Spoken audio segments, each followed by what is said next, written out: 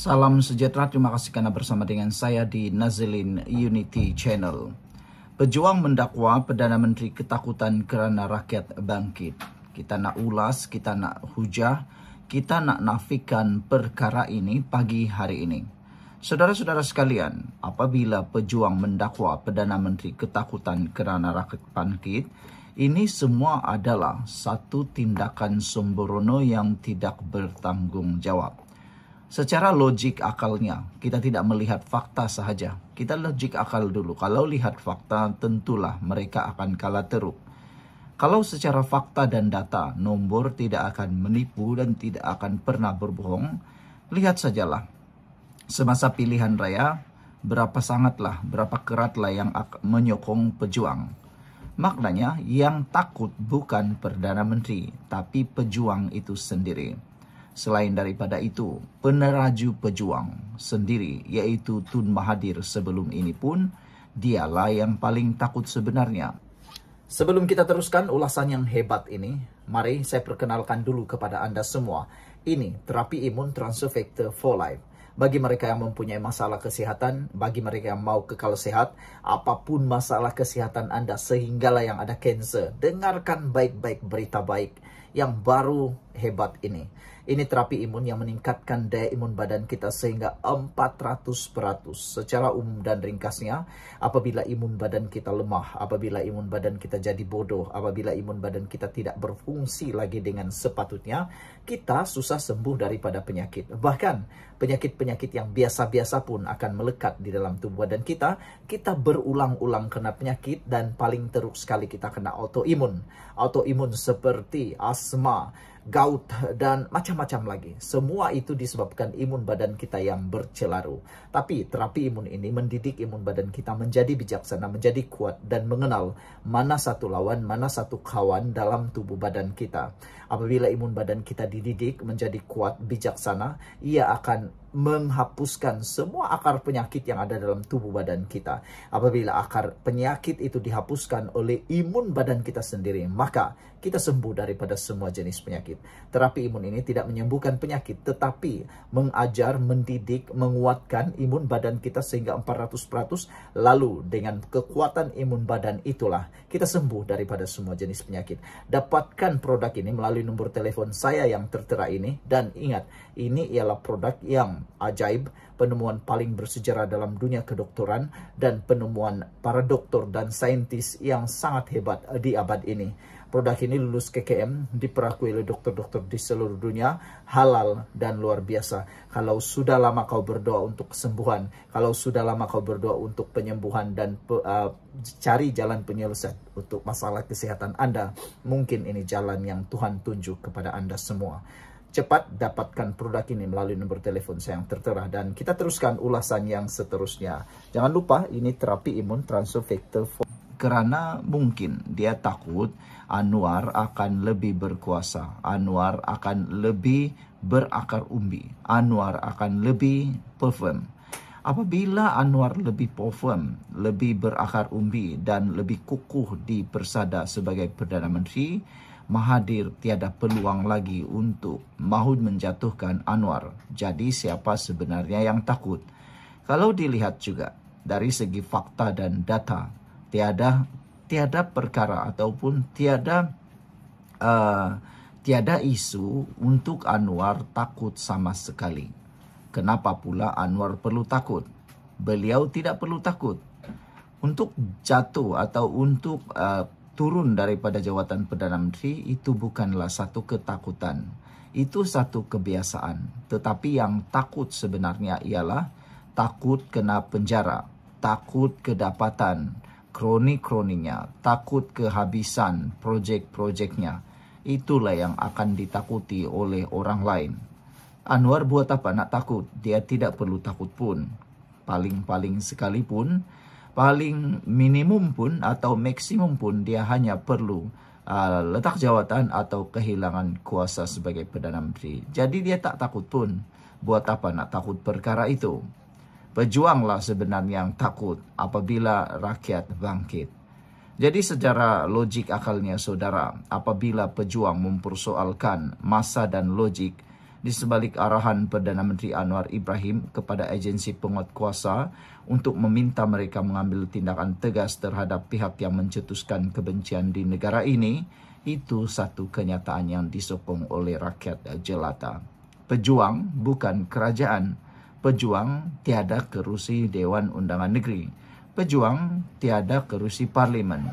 Dia bolehlah cakap tentang penguatkuasaan ini satu logik yang tidak patut. Tapi kalau dia Perdana Menteri, tanya sendiri Tun Mahathir. Apa yang dia lakukan ketika dia jadi Perdana Menteri dahulu? Ada orang bising, apa Tun Mahathir buat? Cuba tanya balik Tun Mahathir.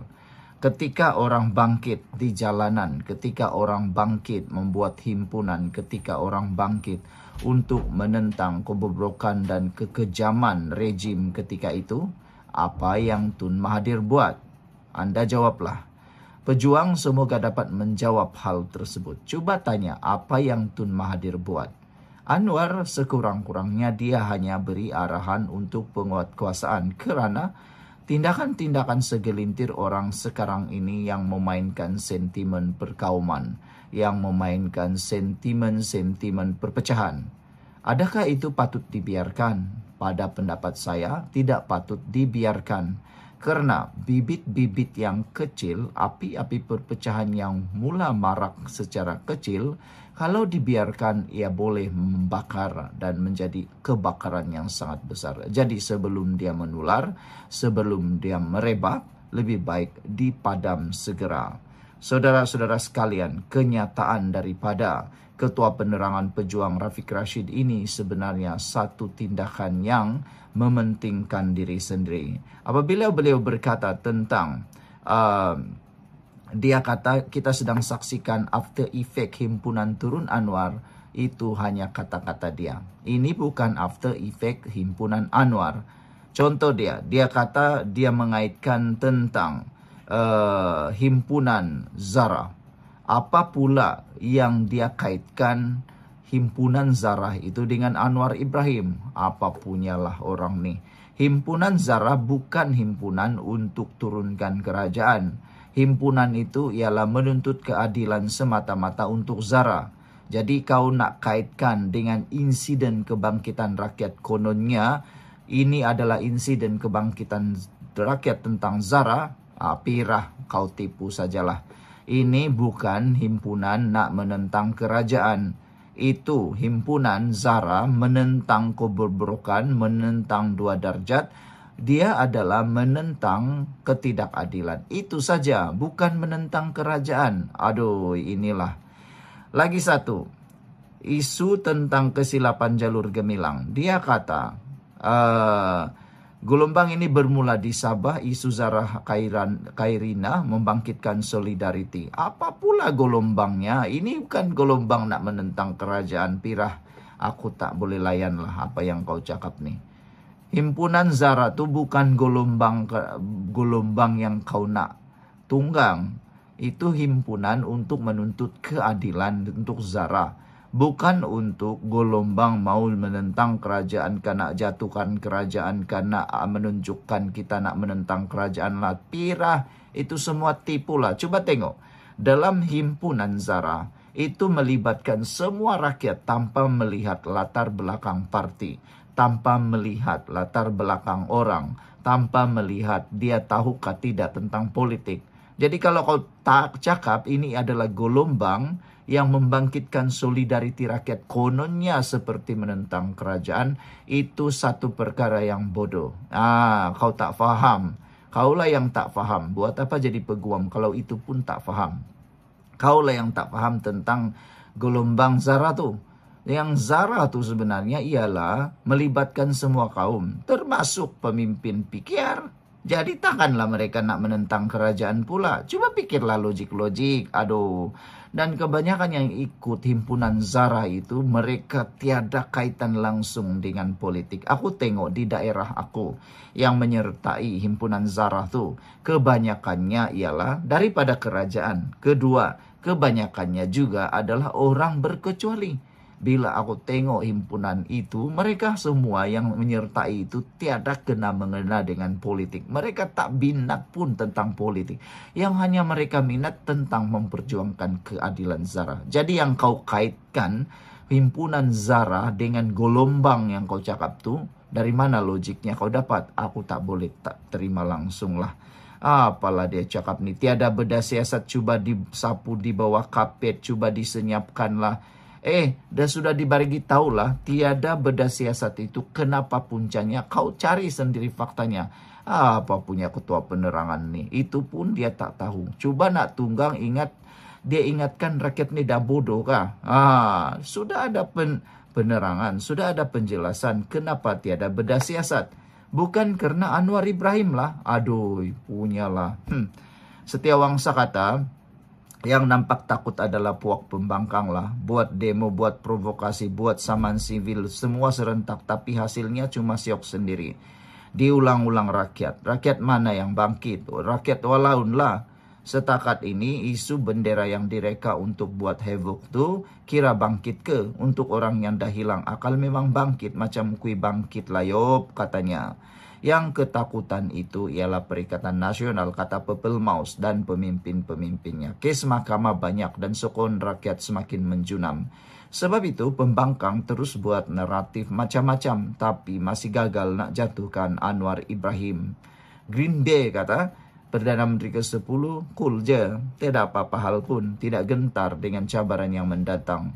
Dia sudah 2 kali masuk penjara, 2 kali jadi banduan tersohor.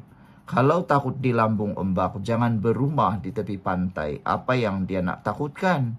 Yang sebenarnya puak-puak kaulah yang paling kepanasan. Pejuang apa pula? Katanya begitulah golden period kata tak buat apa, ada yang kecam bila ambil tindakan didakwa ketakutan. Itulah golden period, tepat sekali apa yang kau cakap. Bila Anwar Ibrahim ambil tindakan, orang kata didakwa ketakutan. Tidak buat apa-apa, dikecam pula tak ambil tindakan. Apa yang kau nak? Anwar Ibrahim dah kata, buat pun tak orang marah, tak buat pun orang marah. Bagus buat apa yang patut kan? Yang tepat. Black Panther kata, muka tebal dan kebal. Berani kata layanan 2 darjat. Kes Teo Beng Hok, parti resis pejuang ni pun bisu. Rasa rakyat, rasa layanan 3 darjat. Sekian dulu untuk kali ini. Jangan lupa tinggalkan komen Anda. Bye-bye.